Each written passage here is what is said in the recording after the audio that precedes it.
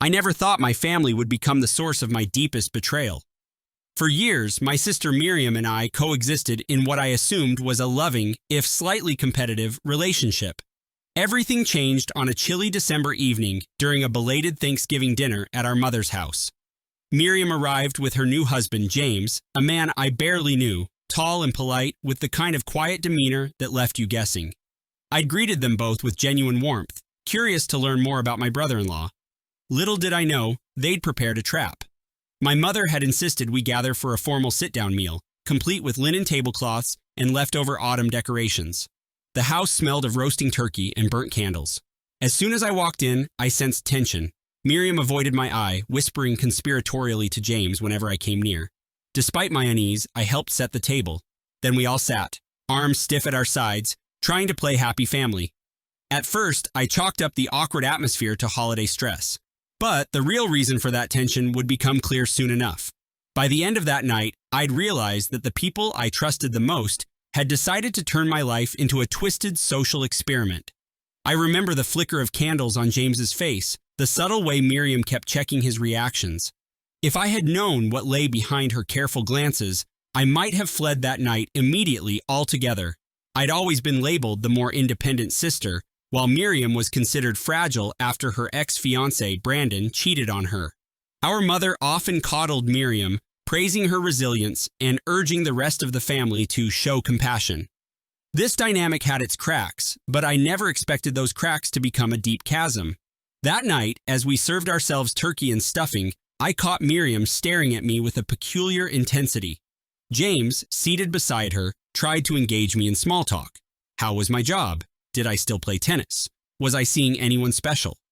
His questions seemed friendly enough, but there was a certain undertone I couldn't place.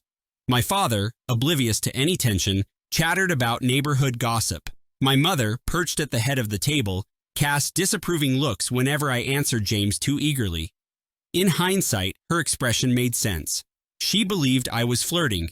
The realization of what Miriam had orchestrated only hit me later, when James leaned in, seemingly fascinated by everything I said, and Miriam shot me a triumphant smirk. I'd never seen her quite so smug. It was as though she'd anticipated James's behavior and was waiting for my reaction. By dessert, I was unnerved enough to feign a headache and leave early. As I stepped out into the icy night, confusion and anger churned in my gut. Something was horribly wrong, and I feared it was about to get worse. I had no idea that betrayal would consume everything. Next day, I got a call from my mother, her voice trembling with self-righteous anger. She accused me of disrespecting family boundaries and trying to steal Miriam's husband. I nearly dropped my phone in disbelief. According to her, Miriam was sobbing that I'd openly flirted with James, inviting him to meet me secretly in the backyard. The story was pure fiction, and I told my mother so. She refused to listen, insisting she'd watched me bat my eyelashes and laugh too loudly at James's jokes. None of it made any sense, but it got worse. Before I could defend myself, she announced that she'd already told several relatives about my supposed behavior.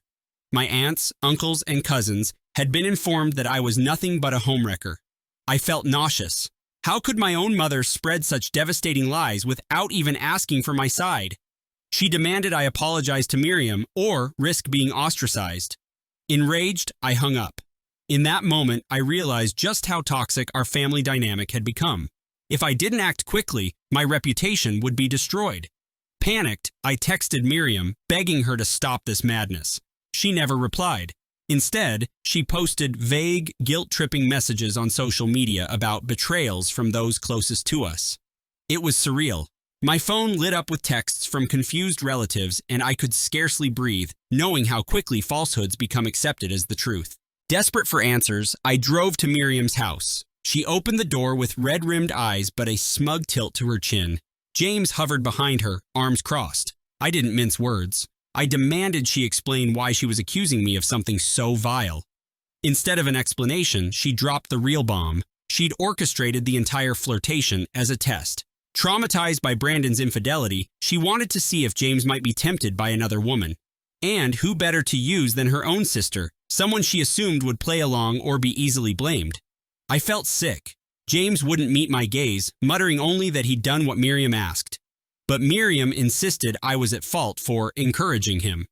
My throat tightened with rage. They'd turned me into a pawn in their twisted relationship dynamic, and now my mother was condemning me based on their lie.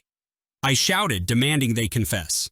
Miriam shrugged, saying nobody would believe me over her. After all, she was the wounded party, the sister who'd been cheated on before.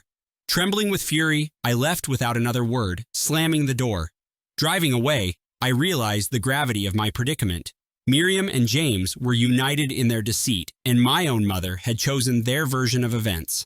I vowed then and there that I wouldn't let them destroy me without a fight. Yet I knew confrontation would fail. They thrived on twisted truths, leaving me no choice but to protect myself. Over the next week, my phone lit up with messages from relatives. Some asked me if I'd truly seduced James, while others simply condemned me. It hurt to see how swiftly people I once trusted accepted Miriam's lies. I tried explaining, but each denial only fueled suspicion. Meanwhile, Miriam posted cryptic updates about family drama that painted her as the victim.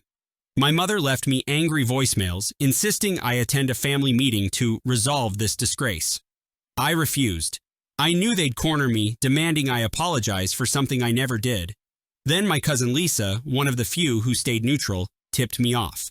Miriam had confided in her weeks before the dinner, bragging about a plan to test James's loyalty by using me as bait.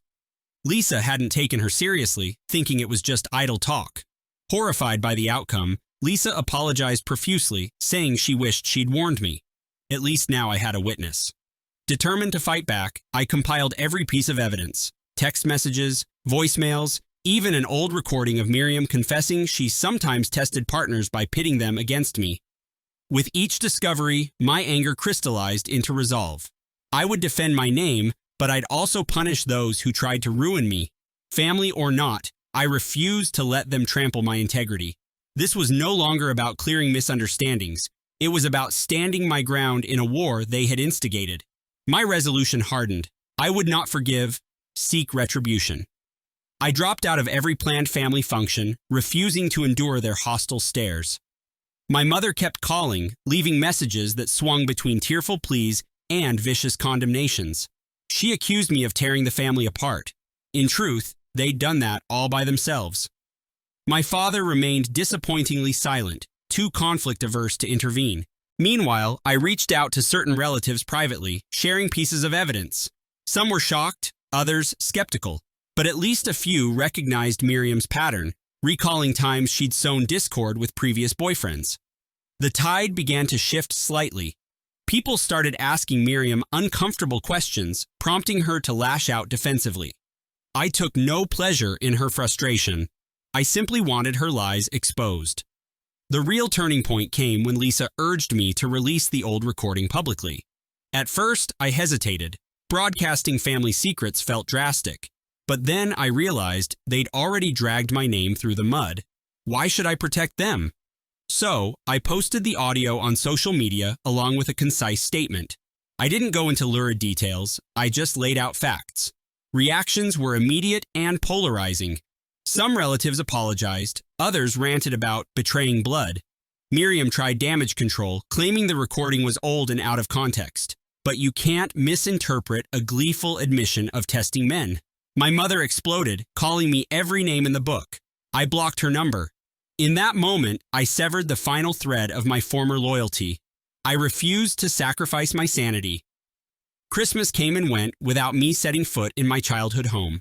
I spent the holidays with supportive friends, people who believed my story without question.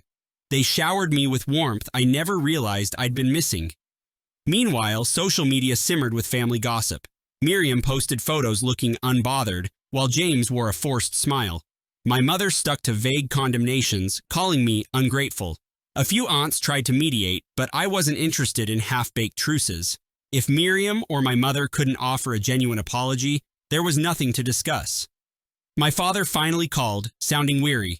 He said the family was in turmoil and begged me to attend a peace talk. I refused. How could I negotiate with people who'd tried to ruin me? Even Lisa agreed there was no point unless they acknowledged their wrongdoing. I felt a strange mix of sadness and empowerment. These were the people I grew up with, yet they'd chosen to believe the worst of me.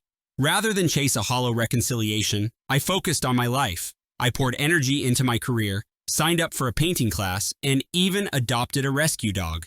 For once, I felt free.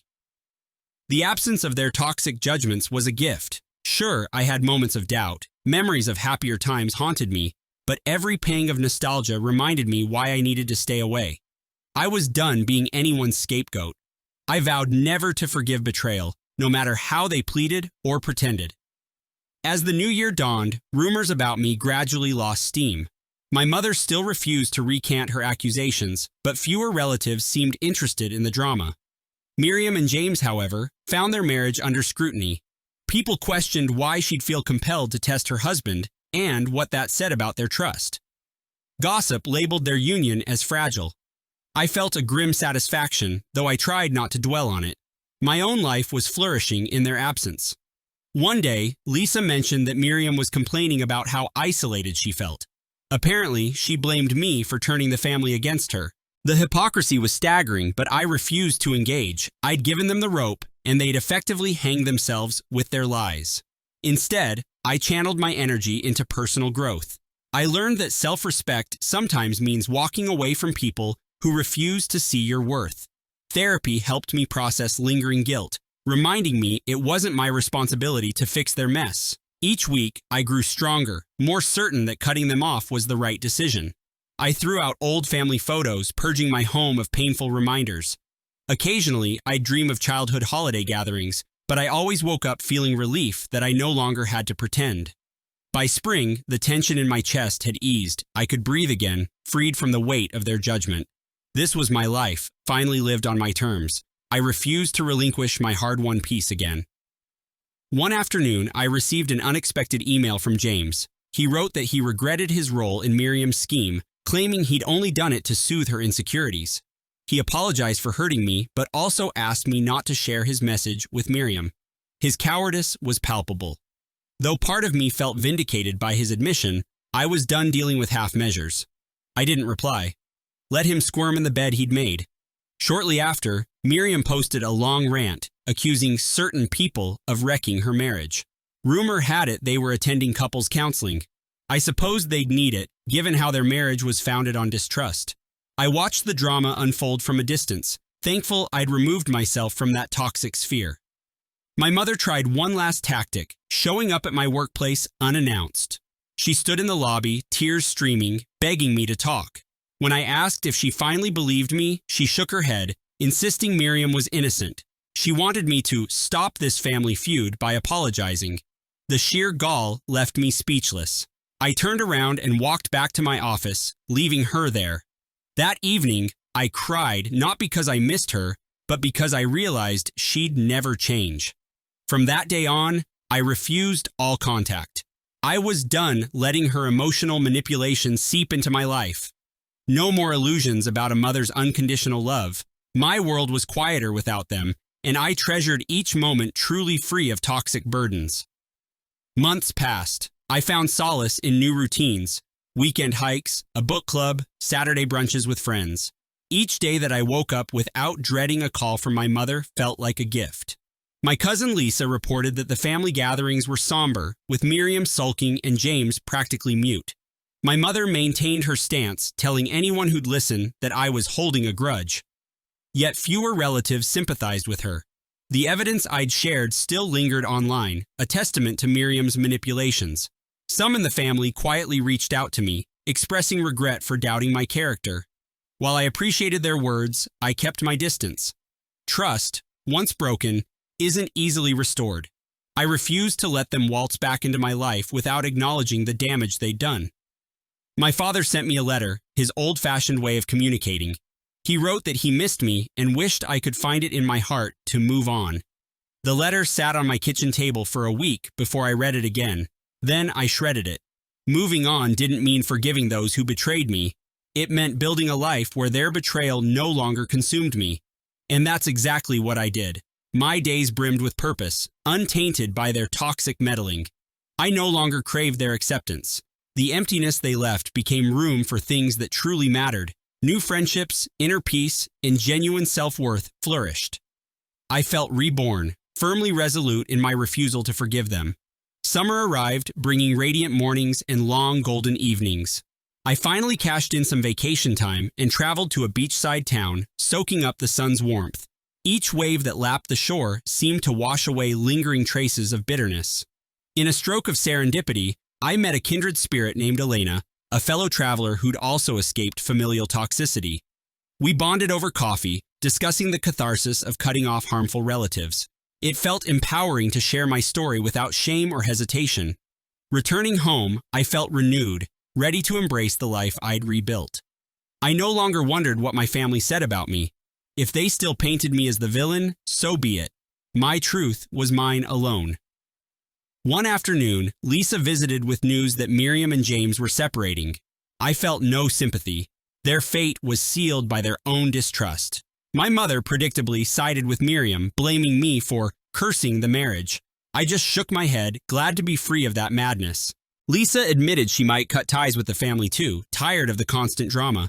We laughed ruefully, imagining a future where only the gossips remained. In my quiet apartment, I reflected on how far I'd come. I'd learned that family isn't defined by blood alone, but by genuine respect and honesty. And I knew with absolute certainty I would never again submit to their manipulative whims. The scars would remain, but my self-respect was stronger, unbreakable in its resilience. At last, I stood on my own, fortified by the knowledge that I deserved better. No more agonizing over my mother's approval or Miriam's schemes. I had walked through the fire of betrayal, emerging with my dignity intact and my boundaries firm. People often say that time heals all wounds, but I believe healing also requires the courage to protect yourself. In cutting off my toxic family members, I saved my own spirit from further harm. If they ever realized the depth of their treachery, that was their burden to bear. Mine was to live a joyful life, free of their manipulations. Whenever I caught a glimpse of old photos, I felt no desire to revisit those memories. They belonged to a past where I'd been too eager to please. I refused to play that role again. My phone never rang with their calls anymore, and that silence felt like peace. Even on holidays, when nostalgia might tempt me, I held fast to my decision. There would be no forgiveness for this level of betrayal, only the sweet satisfaction of knowing I valued myself enough to walk away. My story wasn't tragic, it was empowering. I had created my own closure, choosing self-respect over forced reconciliation. And so, with unshakable resolve, I moved forward, leaving their tangled web of lies behind. It was the best decision I'd ever made, and I had no regrets. Free at last, I looked toward a horizon where my worth was undeniable, my heart light.